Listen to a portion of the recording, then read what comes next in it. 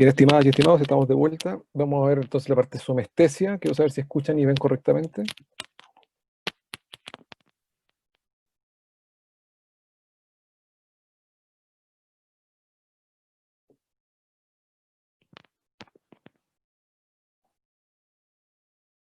Ok, muchas gracias. Como les decía, esta clase es complementaria a la otra. Lo que vamos a ver ahora tiene que ver con esta parte, la parte de la recepción de los estímulos en general, los estímulos sensoriales en general. Luego van a haber algunas clases donde se van a ver algunos órganos específicos que tienen varias modificaciones para hacer recepción específica de, de estímulos que son formas de energía muy especiales, muy específicas, por lo tanto tienen toda una neuroanatomía especial que hay que considerar. En particular después para que esto se aplique a nivel clínico, dado que hay varias problemáticas que tienen que ver con los receptores de estos estímulos, o también puede ser con la vía por la cual viajan estos estímulos hacia las distintas cortezas donde se interpreta esta estimulación y donde se da la respuesta adecuada dependiendo del tipo de estímulo. Entonces vamos a mirar esta parte de aquí, pero no olviden que esta parte es complementaria con lo que vimos antes. Es decir, cualquier estímulo del medio ambiente externo, luz, presión, movimiento, temperatura, que sea sensado por este sistema sensorial o somatosensorial, requiere estos receptores específicos y requiere esta vía aferente sensitiva específica, que es una vía, por supuesto, periférica. También están las vías que van desde los órganos internos que llevan sensaciones hasta el componente central, hasta las distintas cortezas somatosensoriales. Y muchas veces ahí se integra el estímulo, se interpreta, y según eso, dependiendo del tipo de estímulo, se toma alguna acción. Estas acciones, las que se tomen, cualquiera de ellos, involucran al otro sistema, al sistema periférico, que incluía el sistema nervioso autónomo, y también al componente motor. Algunas veces estos estímulos requieren elaborar un plan motor a nivel de la corteza motora para ejecutar una acción que dé respuesta a ese estímulo. Entonces ahí se utiliza esta vía deferente motora, donde está el sistema nervioso periférico, tanto la parte somática como la parte autónoma, o que tiene que ver con los distintos órganos, y se produce entonces el efecto deseado. Bien, entonces lo que vamos a ver es esta parte, y en la siguiente clase, la próxima vez que nos juntemos, vamos a ver toda la parte motora. Bien, en general, uno está sometido a estímulos sensoriales tanto de la periferia, que esos son los que sensa el sistema nervioso periférico, por supuesto, y también desde la parte interna. Ahí también la porción interna del sistema nervioso periférico es el que sensa estas acciones. Las distintas estímulos que nos rodean en general son estímulos que son de variados tipos de energía, y esos variados tipos de energía necesitan un receptor específico. Por ejemplo, todos estamos rodeados de ondas electromagnéticas, de vibraciones del aire y de químicos que están disueltos en el aire o en soluciones.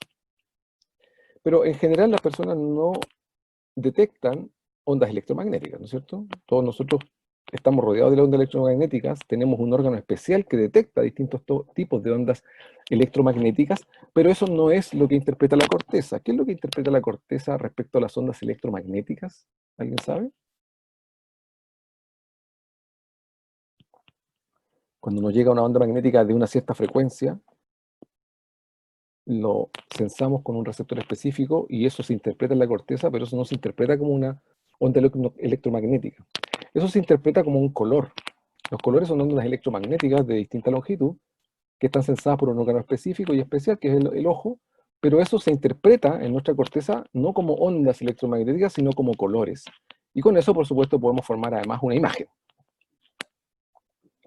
Esto es importante porque, en general, todos los tipos de energía que nos rodean son interpretados de forma distinta en nuestras cortezas. Es decir, no nos rodean colores, lo que nos rodean son ondas electromagnéticas, básicamente. Lo mismo ocurre con las vibraciones del aire. Las vibraciones que tiene el aire en particular, las que llegan hasta todo nuestro cuerpo y en particular las que llegan hasta nuestro sistema auditivo, se sensan como sonidos o ruidos, con distinta intensidad. Eso va a depender de la vibración y va a depender. Pero si ustedes se fijan entonces, el color, los sonidos y los químicos disueltos en el aire o en soluciones que se interpretan como aromas o sabores, todos estos son constructos de nuestro cerebro. Es decir, nuestro cerebro es el que fabrica estos colores, estos distintos sonidos que algunos pueden ser muy agradables, y lo mismo ocurre con estos químicos disueltos en el aire o en soluciones que se interpretan como sabores y aromas. Son todos constructos del propio cerebro. No existen en el fondo los sabores en la naturaleza, lo que existen son químicos distintos. Y para eso tenemos sentidos especiales. Bien, eso es lo que se llama la parte sensorial. Los sentidos especiales como la visión, la audición, el gusto y el olfato, que detectan estas energías y las transforman o conducen los estímulos que provocan estas energías y que las cortezas interpretan como distintas sensaciones que todos tenemos. Y por eso las sensaciones no son exactamente iguales para todo el mundo, es decir, el mismo aroma no es exactamente igual para todos porque se interpreta de forma distinta en nuestro cerebro. Lo mismo los colores. Los colores también tienen intensidades distintas para distintas personas porque no son exactamente iguales, aunque existe por supuesto un estándar en que todos vemos como un determinado color, una cierta onda electromagnética. También están los reflejos, están los estímulos que vienen desde la parte interna, que se pueden detectar, por ejemplo, como el tacto y la presión, que se detectan a nivel de la piel, pero también en forma interna, sobre todo la presión, la temperatura, y también algunas distensiones, por ejemplo, el dolor o la posición del cuerpo. Toda esta información que viene desde el medio interno en general es lo que permite reaccionar específicamente frente también a estímulos distintos. Eso es lo que se llama la somestesia o la parte somatosensorial, para hacer la división entre los sentidos especiales y la parte somestesia. Pero todos contribuyen a lo que llamamos la sensación, y estos dos contribuyen o son parte de lo que llamamos el sistema sensorial, tanto el sistema de los sentidos especiales como el sistema somatosensorial o de somestesia. Estos sistemas reciben los estímulos y estos son interpretados como una sensación en la corteza específica a donde viaja ese estímulo. Debemos sí recordar, o debemos sí aclarar, que una parte es la sensación de las características físicas del estímulo y los atributos que da para la experiencia sensorial, y otra cosa es la fisiología sensitiva, que básicamente son las formas en que este estímulo es transformado por los receptores sensitivos y cómo este se procesa en el cerebro. Son cosas distintas. Entonces, una cosa es las propiedades que tiene el propio estímulo y la información y la transformación de esta a nivel sensitivo. Son cosas distintas. Por eso tenemos sensación, es decir, lo que percibimos todos como sensación es básicamente lo que se interpreta de este estímulo físico o de este tipo de estímulo a nivel central en las cortezas. Y una cosa distinta es la percepción, que básicamente es la interpretación de ese estímulo, de esa sensación, pero dado en un contexto especial. Esta interpretación contextual de la sensación, que se llama percepción, es distinto también porque está cruzado por experiencias previas, es decir, por condiciones o condicionamientos psicológicos. Es muy importante entonces entre esta sensación que la corteza cerebral va a interpretar como una sensación, lo que ocurra con el contexto que ella tiene, y eso está dado básicamente por otras estructuras como el sistema límbico o el hipotálamo, que nos va a dar un feedback y eso cambiará esta sensación a una percepción. Por eso el mismo estímulo que provoca la misma sensación puede provocar percepciones distintas en dos personas. Por ejemplo, una comida puede provocar en una persona una sensación muy agradable y en otra persona puede provocar una percepción aversiva, es decir, que no quiero, no me apetece esa comida porque tiene un contexto distinto o ocurrió en un contexto distinto. ¿Cuántos de este curso le tienen miedo a las vacunas? ¿O no le gusta que los vacunen? ¿O les da terror el pinchazo? Ya que ustedes van a trabajar con pacientes a los que van a tener que hacerle ese procedimiento. ¿Cuántos de acá no le, sí, se ponen muy nerviosos cuando los van a hacer una inyección hipodérmica o algo por el estilo? ¿Les van a aplicar una jeringa con aguja? ¿No? ¿No? ¿A nadie le molestan la aguja? A Natalia nomás. En general, el temor al que le inoculen un fármaco, al que uno lo pinche con una jeringa, está dado por el contexto en que eso fue hecho. Si a ustedes cuando eran, la primera vez que le pusieron una inyección, que normalmente es cuando son niños, eso fue muy traumático, lo más probable es que de ahí en adelante la percepción del dolor sea mayor, es decir, sientan mucho más dolor que lo que normalmente siente una persona cuando le clavan una aguja. Esa percepción dolorosa está aumentada por el contexto psicogénico, está aumentada entonces por el estrés, ¿no es cierto?, del momento en que le pusieron la inyección. Si esa inyección no fue traumática la primera vez que se la pusieron, normalmente no van a tener mucho problema después con que los inyecten de nuevo. Entonces, esto tiene que ver mucho con esa percepción y eso está cruzado por lo que se almacena en la memoria y las emociones que creó eso en el sistema límbico. Eso queda guardado entonces en el, en esas estructuras especiales, en el hipotálamo, en la amígdala, y se asocia con el sistema límbico y eso crea una emoción. Entonces son distintas las sensaciones. Por supuesto, si uno altera el sistema nervioso, por supuesto que la percepción cambia. A pesar que es la misma sensación, las percepciones son distintas. Por ejemplo, si una persona consumió alcohol. Cuando una persona consume alcohol, las sensaciones ahora, o alguna otra droga de abuso, las sensaciones, que son las mismas, es decir, son los mismos estímulos, las mismas sensaciones, la percepción que voy a tener de esos estímulos es distinta. Y ahora algunas actividades, algunas acciones me podrían parecer o agradables o desagradables dependiendo de esa percepción que está alterada ahora básicamente porque está alterado el sistema nervioso central a través de la utilización de algún fármaco, alguna droga de abuso o alcohol, etc. En condiciones de patología, en algunas patologías, sobre todo patologías que tienen que ver con el sistema endocrino o patologías nerviosas, por supuesto, también pueden estar alteradas las sensaciones, de tal manera que la percepción ahora puede estar alterada completamente.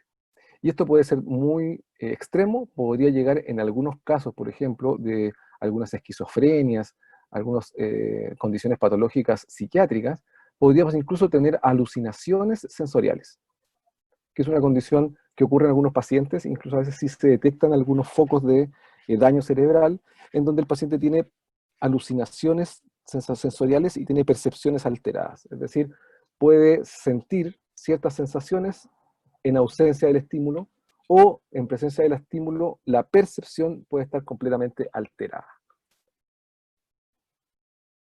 Pues esto incluye alucinaciones auditivas, alucinaciones visuales, alucinaciones acústicas.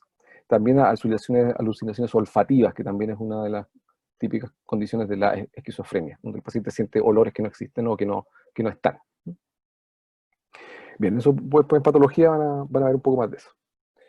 Bien, para estas sensaciones entonces, para todas estas sensaciones que se interpretan a nivel central, se requiere por supuesto órganos receptores primero, luego una vía sensitiva que las conduzca y luego una estructura cerebral que las reciba. Lo primero entonces son los órganos sensitivos que tenemos, por supuesto, en todo el cuerpo, tenemos en toda la piel, en regiones profundas del cuerpo, en las vísceras, etcétera. Existen órganos receptivos sensitivos, hay de varios tipos, dependiendo del tipo de energía, por lo tanto constituyen distintos sistemas. El señor Weber fue el primero en hablar de los sistemas sensoriales, donde lo que explicaba hasta el día de hoy que se acepta, es que estos sistemas están estimulados por distintos tipos de energía y para eso se requiere un receptor específico. Entonces la energía que provoca la sensación de tacto es un tipo de energía que es distinta, por ejemplo, a la energía que provoca la sensación del gusto o el olfato. Por lo tanto, hay receptores específicos para cada uno de ellos. Es decir, hay receptores para el tacto y no son los mismos que para el olfato y el gusto. Están separados, por supuesto, dependiendo de esta modalidad de energía. Además, los estímulos pueden ser sensados con distinta modalidad, es decir, con distintos atributos que nos permiten clasificar el estímulo al mismo tiempo que lo estoy interpretando. Es decir, dónde está localizado, con qué intensidad está el estímulo, cuánto dura el estímulo, si ha durado poco, mucho, etc. Por lo tanto, estos atributos de la sensación están dados por el estímulo y están dados por la capacidad del receptor para sensar esos atributos. Por eso tenemos receptores en distintas partes y a veces tenemos receptores para la misma energía, tenemos más de un tipo de receptor de tal manera de interpretarlo correctamente.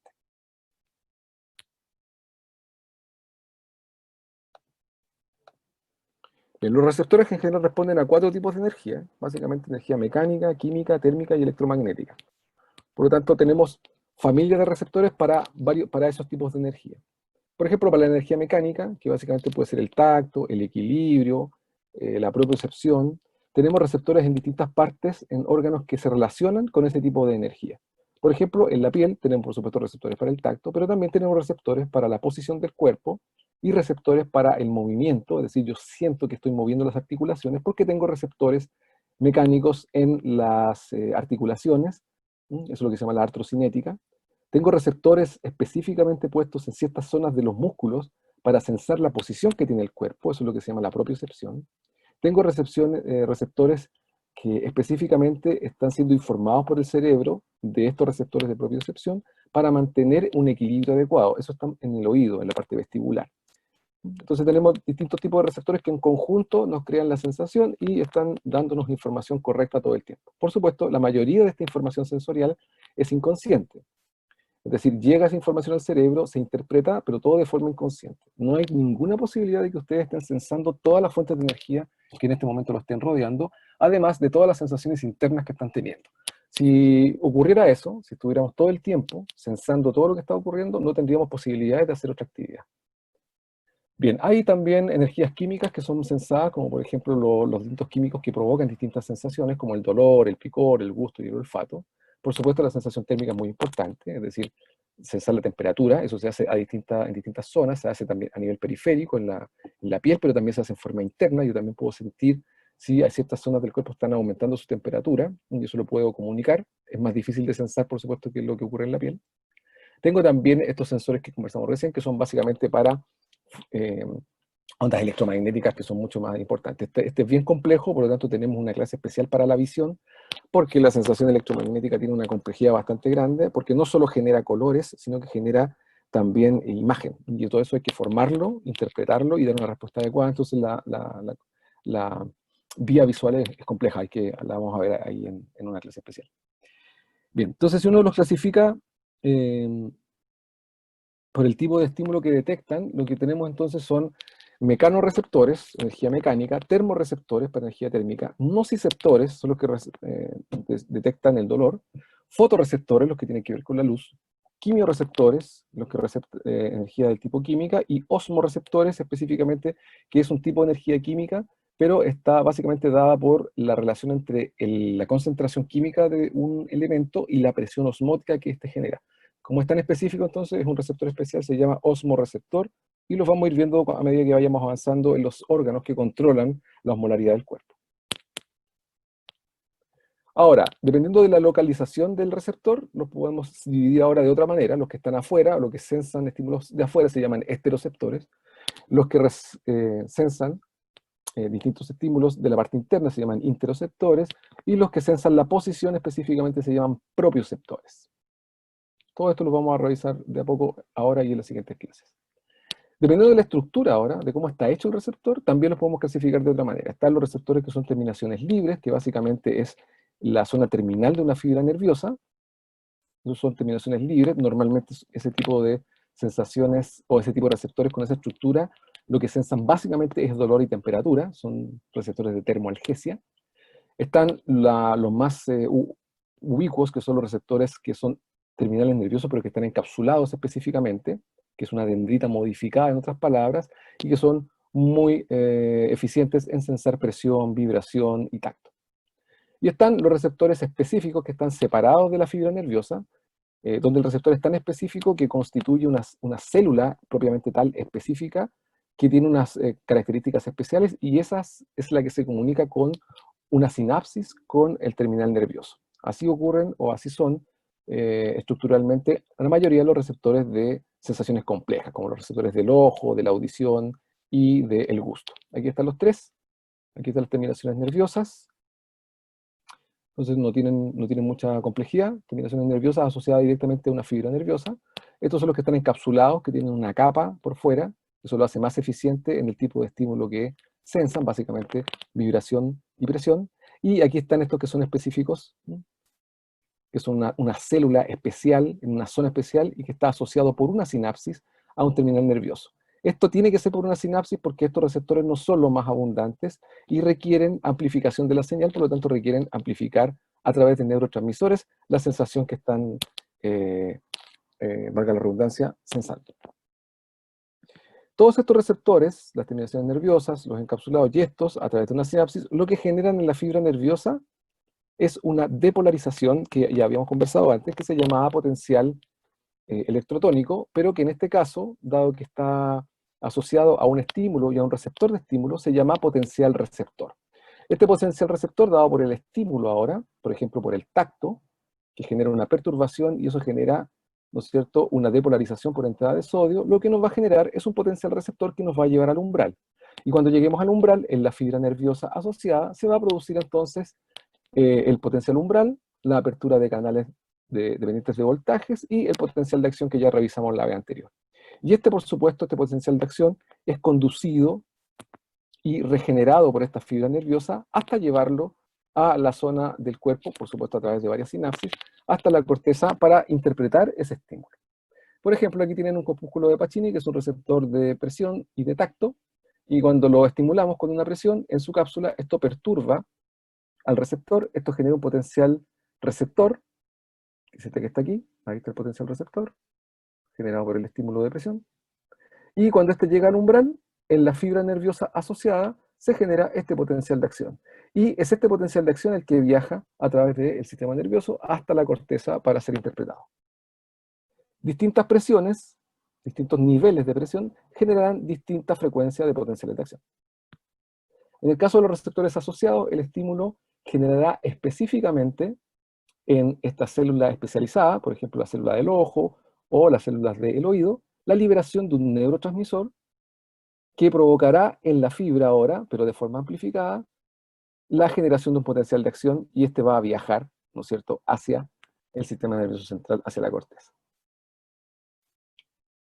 Los tres tienen en común entonces que generan un potencial receptor, aquí en la célula especializada, o en la parte encapsulada, o en el terminal libre, pero los tres, se fijan, lo que generan es un potencial de acción. Y aquí se produce la propagación axónica que ya vimos en la clase de sinapsis, ¿no es cierto? Y esto va a ir propagándose hacia distintas zonas del sistema nervioso central. Por supuesto, esta señal va a diverger, va a ir a las cortezas, pero también podría ir a otras zonas del cerebro para dar una respuesta adecuada a ese estímulo. Por ejemplo, vamos a sensar el frío. Supongamos que hay una sensación de frío en la terminal nerviosa libre. Esto generará potencial de acción, esto se sensará y yo tendré la sensación de frío, pero también va a ir a otras zonas del sistema para provocar una respuesta adecuada. Por ejemplo, que los músculos se empiecen a mover en forma espasmódica, empiezan a tiritar para generar calor. Si esta sensación de frío, por ejemplo, venía de mi mano, yo toqué algo frío, esto también va a generar que, aparte de sentir la sensación de frío, se genera una respuesta locomotora para que yo retire la mano del frío. Bien, estos potenciales de acción entonces generan un código de potenciales de acción, y ese código de potenciales de acción se interpreta a nivel de las cortezas como una distinta intensidad de la sensación. Fíjense que distintos potenciales de acción o distintos trenes de potencial de acción van a activar a distinta cantidad de terminales axónicos, provocando la liberación de distinta cantidad de neurotransmisores. Y eso es lo que va a provocar esta interpretación de la sensación. Por ejemplo, aquí tocamos la piel, fíjense aquí, estamos tocando la piel, tocamos la piel y levemente no se produce ningún tipo de estimulación, por lo tanto, a pesar de que estoy tocando la piel, no tengo potenciales de acción, por lo tanto, no voy a sentir que me están tocando la piel. En cambio, si aquí aplico una presión mayor, voy a estimular un terminal, de todos los receptores que hay ahí, voy a estimular solo uno, que generará esa cantidad de potenciales de acción. Eso será interpretado como una cierta cantidad de presión en el cuerpo. Por ejemplo, fíjense aquí llegó el nivel de interpretación de 60 milímetros de mercurio. En cambio, si aumento la presión, voy a estimular cada vez más receptores, cada vez que voy aumentando, y se va a generar una frecuencia de potencial de acción cada vez mayor, y la sensación de presión va a ir cada vez aumentando. Fíjense que en el máximo siento que son 180 mililitros de mercurio, o sea, siento que es mucha más la presión que están ejerciendo. Logro interpretar esta mayor deformación de la piel como una mayor presión porque genero una mayor cantidad de estimulación en muchos receptores que generalmente por la misma fibra dan una mayor cantidad de potenciales de acción por unidad de tiempo.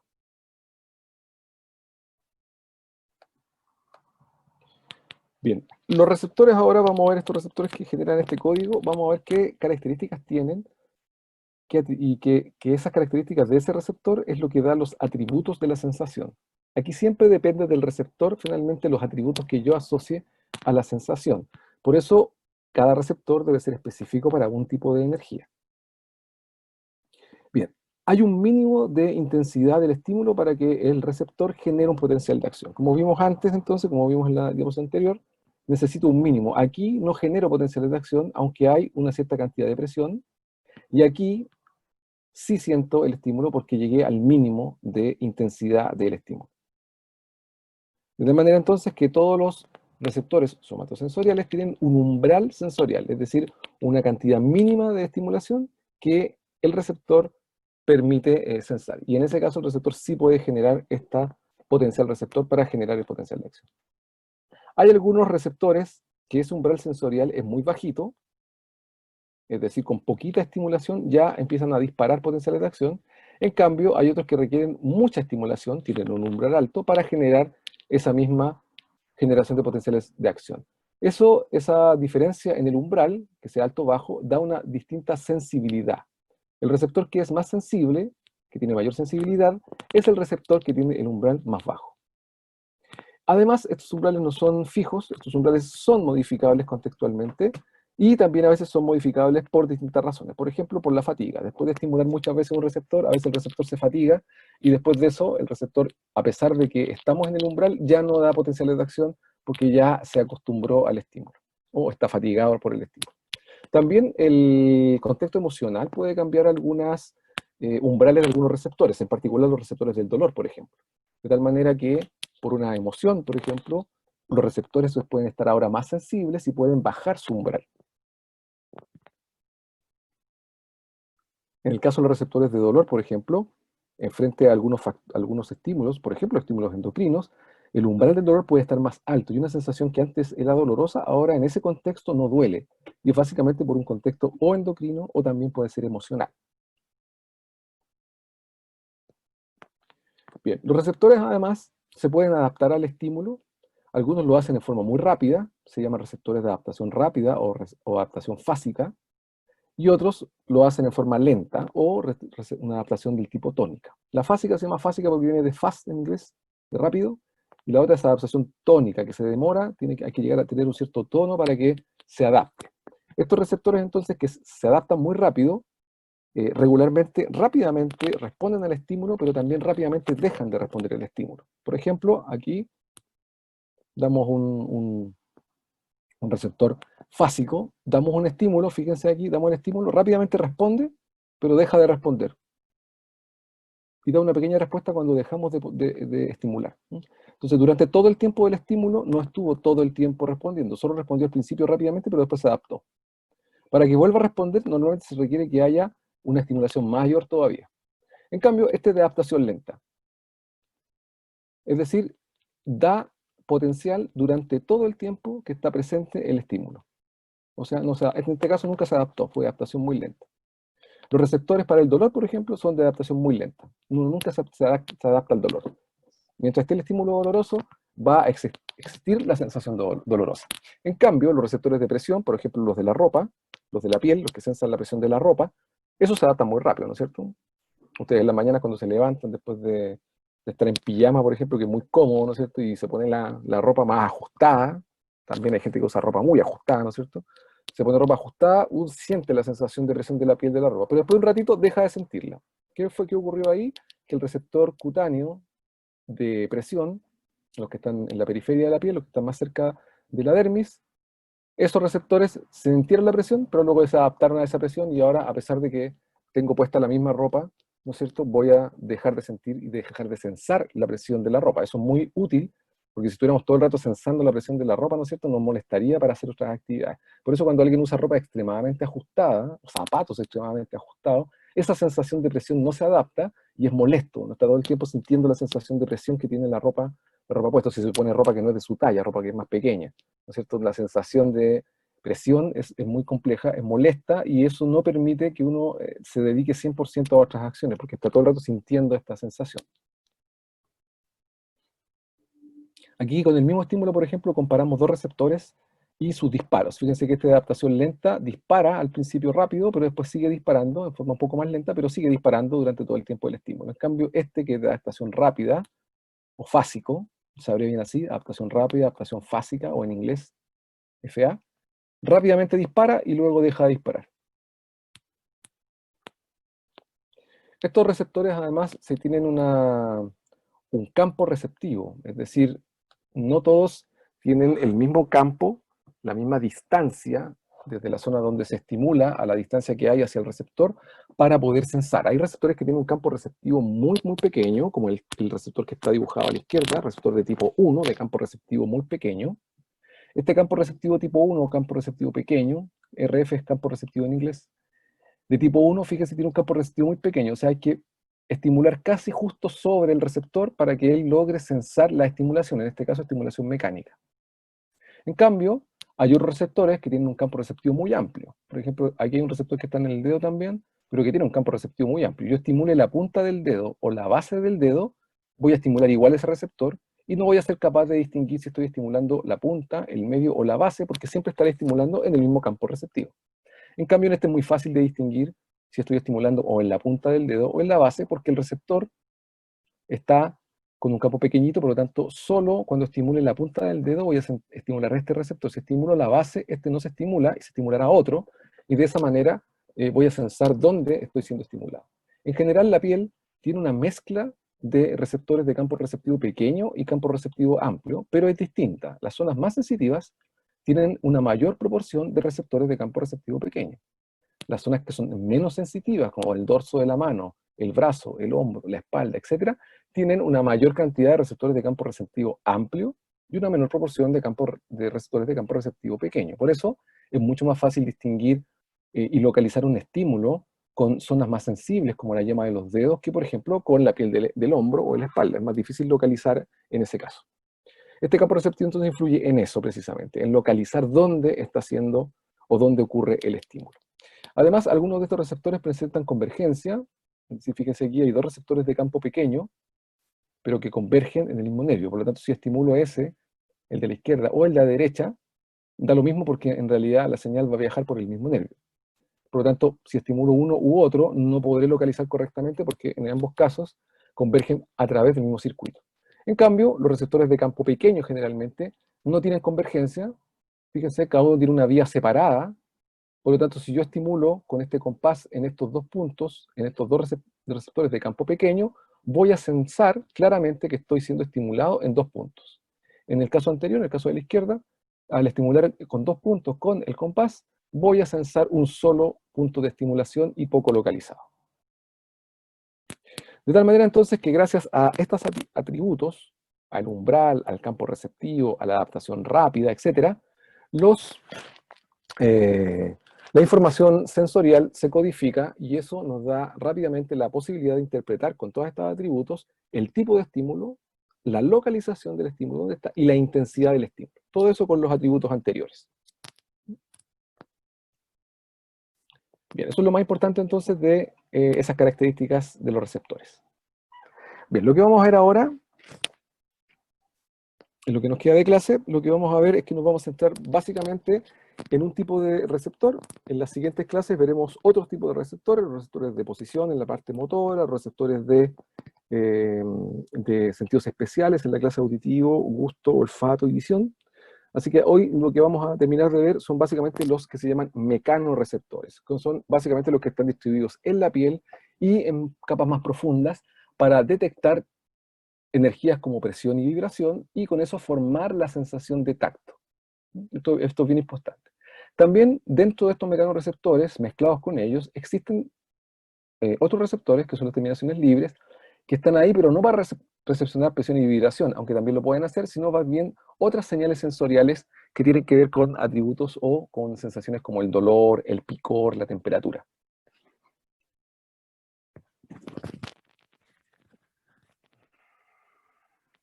La mayoría de estos receptores, como dije, están en la piel y se clasifican por su morfología. La mayoría son receptores encapsulados con distintas formas, por lo tanto dan distintas sensaciones. Y también están, entre medio de ellos, están las terminaciones libres, que son estas terminaciones que tienen que ver más bien con otro tipo de sensaciones. Al hacer un corte de la piel, vemos que estos receptores que tienen distinta morfología, por ejemplo, aquí hay unos que tienen unas cápsulas pequeñas, aquí hay unos que tienen una gran cápsula, aquí, por ejemplo, hay terminaciones libres. Si revisamos la posición de estos receptores que tienen estos nombres. Aquí están los terminales libres, los discos de Merkel, el terminal nervioso peritraquial, el corpúsculo de Meissner, el corpúsculo de Pacini, el bulbo de Krauss, el corpúsculo de Ruffini, que actualmente se sabe que parece que también tienen cierta sensación no solo táctil, sino también con el frío y el calor. Si nos fijamos en el corte que hay, en el dibujo, están a distinta altura de posición del corte. Algunos están muy cerca de la epidermis, estos que están ahí arriba. Algunos están en una zona más intermedia, y algunos están en capas mucho más profundas, casi terminando la dermis. Existen también algunos receptores que están asociados a folículos pilosos, de tal manera que están sensando el movimiento que se produzca en este vello, dado que cada vez que se mueve el vello se va a mover el folículo. Algunos están cerca de músculos, estos son músculos piloerectores, y como por ejemplo estas terminaciones libres normalmente están muy cerquitas de la dermis, porque como dije antes, estos terminales se preocupan básicamente de la termoalgesia. Por eso siempre tienen que estar